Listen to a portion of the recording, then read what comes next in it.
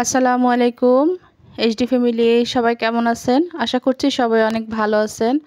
আলহামদুলিল্লাহ, আল্লাহ তাআলার অশেষ রহমতে আমরা অনেক ভালো আছি। এটা সকালবেলা না বন্ধুরা, আজকে সকালে উঠে নাস্তা খাওয়ার পরে আমি কিন্তু দুপুরের রান্না সব কমপ্লিট করে ফেলছি। আর নিয়ে বসছি হচ্ছে জলপাইয়ের আচার। এটা ২-৩ দিন ধরে প্রিপারেশন চলতেছিল যে আমি জলপাইয়ের আচার দিব। কিন্তু আমি গুছাই ফেলছি কিন্তু সকাল থেকেই। তো এটা কিন্তু আমার কোনো হেল্পিং হ্যান্ড ছাড়া শুধুমাত্র আমি এবং আমার মেয়েরা একটু কয়েকটা রসুনের কোয়া ছুটাই দিছে।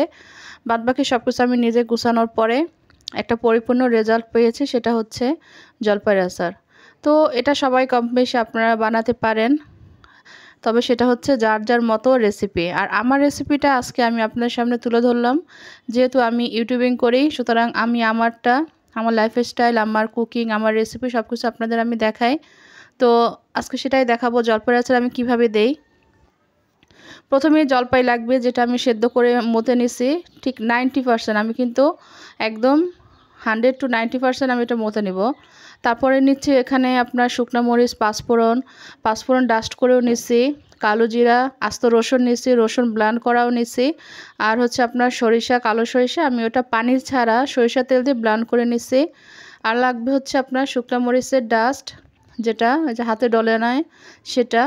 আর সরিষার তেল লাগবে, ভিনেগার লাগবে, পাঁচফোড়ন আর জিরা এবং ধইনা আমি এটা শুকনো কলায় টেলে তারপর আমি এটা গুঁড়া করে নিচ্ছি বন্ধুরা। এরকম আরও তো লাগবে হচ্ছে আপনার মরিচ, হলুদের গুঁড়া, লবণ, এগুলো তো আপনার মাস্ট লাগবেই।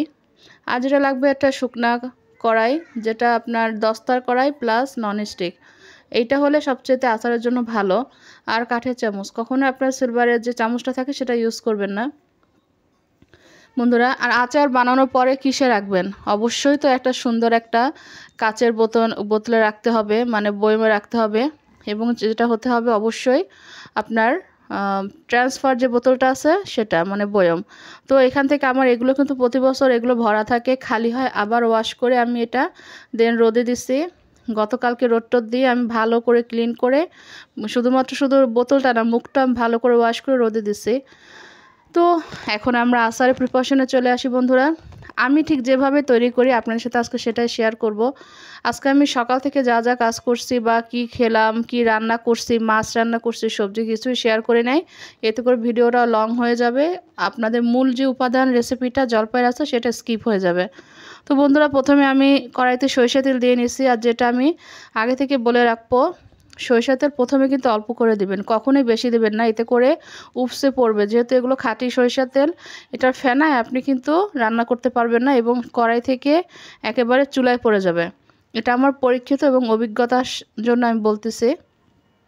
তো একে একে সব যেগুলো শুকনা ইনগ্রেডিয়েন্টগুলো ছিল, শুকনা মরিচ, কালো জিরা, পাঁচফোড়ন, রসুন, এই 4-5টা আইটেম আমি একসাথে দিয়ে একেবারে প্রায় 5 মিনিটের মধ্যে এটাকে আমি টালবো, মানে ওই তেলেই টালবো। দেখেন আমি কিন্তু সরিষা তেল খুব অল্প দিছি।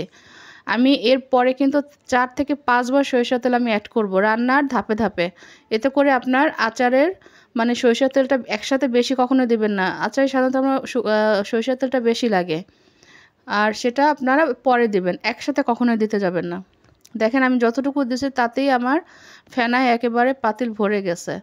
তো এখন কিন্তু আমার এই জলপাই যে অলিভটা থাকে এটা আমি দিয়ে দিচ্ছি। আমি কোনো বিচি ফেলাই নাই এবং আমি এটা সেদ্ধ করে পানিও ফেলি নাই। যে পানিটা আপনারা দেখছিলেন, আমি ঠিক সেম পানির ভিতরে কিন্তু আমি এটাকে টেনে নিয়েছি, সুতরাং আমার এর পুষ্টিগুণটা কিন্তু এর ভিতরে রয়ে গেছে। তা আমি এখন এটাকে ভালো করে এরকম নাড়াচাড়া দিয়ে কষাইতে থাকবো। এরপরে আমি ধাপে ধাপে সব কিছু আমি অ্যাড করব। কখনোই আমি তেলের ভিতরে মশলাগুলো আমি ভাজি নাই। এতে করে কিন্তু আমার মানে সময়ও লাগবে এবং সেই কড়াইতে লেগে যাওয়ার সম্ভাবনা থাকে। এজন্য আমি কি করব, আমি এটা পরে দেব। তো বন্ধুরা, এখন লবণ, হলুদ, মরিচের গুঁড়া যেটা প্রথমে আমি দিয়ে নেব। এরপরে দেব হচ্ছে, আমি আগেই বলে নিচ্ছি, সরিষা যে ব্লান্ড করছিলাম একটু বেশি পরিমাণে, কালো সরিষা, আমি কোনো পানি ইউজ করি নাই। সেই সরিষা ব্লান্ড করাতে আমি সরিষা তেল দিয়ে ব্লান্ড করছি, সেটা দেব। আর দেব হচ্ছে আপনার রসুন বাটা।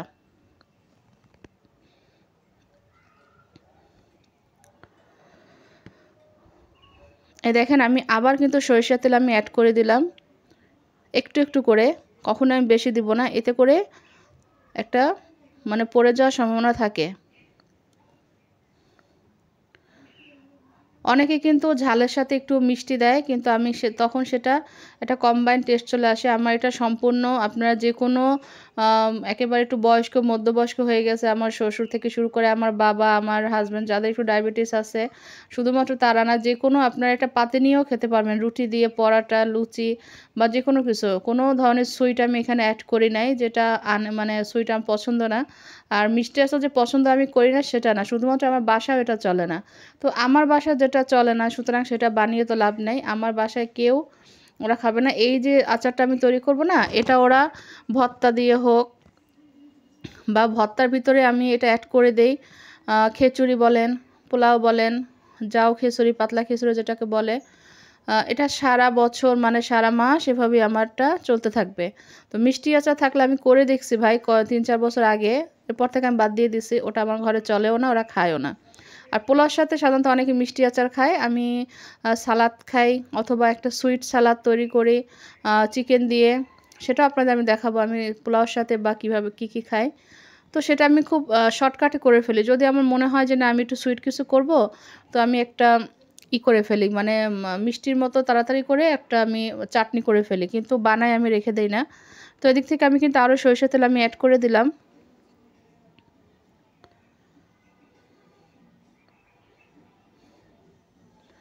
আমার আচারের থিকনেসটা হবে ঠিক এরকম বন্ধুরা। আর বাহিরে আলহামদুলিল্লাহ অনেক রোদ, তো রোদের কারণে কিন্তু রিফ্লেক্ট আসতেছে। আর আচারটা সাধারণত রোদ দেখেই দিবেন। তো গতকালকে এবং আজকে প্রচুর রোদ ছিল আলহামদুলিল্লাহ। এর পর্যায়ে আমি এখন দিয়ে দেবো হচ্ছে ভিনেগার। চায়ের কাপের ঠিক আধা কাপের মতো আমি ভিনেগার আমি এখানে অ্যাড করে দিব। আমার এখানে 3 কেজি জলপাই আছে, আমি 2.5 কেজি জলপাই নিছি, আর আধা কেজি আমি রেখে দিয়েছি সেদ্ধ করে, যেটা আমি অন্য কিছু আবার সেটা দিয়ে আমার একটা প্ল্যান আছে, আমি বানাবো। তো যখন বানাবো সেটা আপনার সাথে আমি ইনশাল্লাহ শেয়ার করব।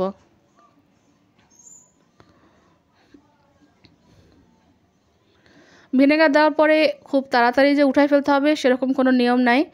আপনারা এটা প্রায় ঠিক 3-4 মিনিট আপনার এরকম নাড়াচাড়া দিয়ে ভালো করে এর মধ্যে অ্যাড করতে হবে। আচারে যেটা আমি করি, প্রচুর পরিমাণ রসুন দিই আর প্রচুর খরচ হয় বন্ধুরা। এখানে আমার 1.5 লিটারের চেয়েও বেশি আমার সরিষার তেল লাগছে। আমার 1.5 লিটার বেশি, হ্যাঁ 2 লিটার মতো আমার সরিষার তেল লাগছে। আমার সরিষার তেল কিন্তু এখানে আরও লাগবে। আমি যখন বোতলে রাখবো, আমি সরিষার তেল কিন্তু আরও আমি অ্যাড করে দিব।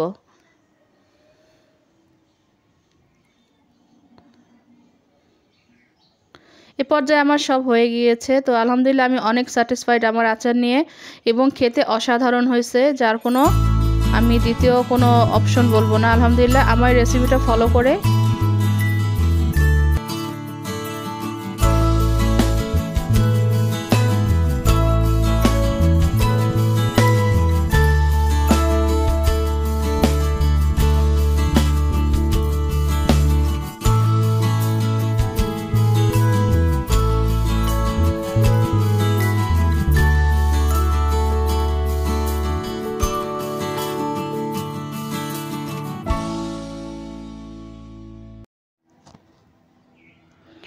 কতটা লোভনীয় হয়েছে দেখেন। আমি একেবারে আপনাদের সামনে সব ভালো করে তুলে ধরলাম বন্ধুরা।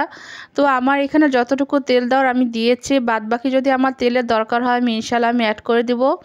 আর আপনারা যদি আরও তেল খেতে চান, আপনারা যে করবেন, যে কড়াইটার ভিতরে আচার দিয়েছেন সরিষা তেল দিয়ে একটু জাল দিয়ে তারপর উপর থেকে দিয়ে দিবেন। তো আমার বোতল আলহামদুলিল্লাহ 5টা হয়ে গিয়েছে। তো এই রেসিপিটা ফলো করে অবশ্যই আচার বানাবেন আপনারা। আর যদি আপনারা চিনি দিতে চান, আমি আগেই বললাম যখন ভুনা করবেন তখন চিনি দিয়ে দেবেন। আর দেখেন বাহিরে কিন্তু একেবারে রোদ প্রচুর আছে আলহামদুলিল্লাহ। তো এখন কাজ হচ্ছে শুধু রোদে দেয়া, আর কোনো কাজ নেই বন্ধুরা। আমি কিন্তু আচার রোদে দিয়ে দিয়েছি। আমার এই রেসিপিটা ফলো করে অবশ্যই বাসায় বানিয়ে ফেলবেন। কেমন লাগলো অবশ্যই জানাবেন। আজকের মতো আমি এখানেই শেষ করছি। আল্লাহ হাফেজ, আসসালামু আলাইকুম।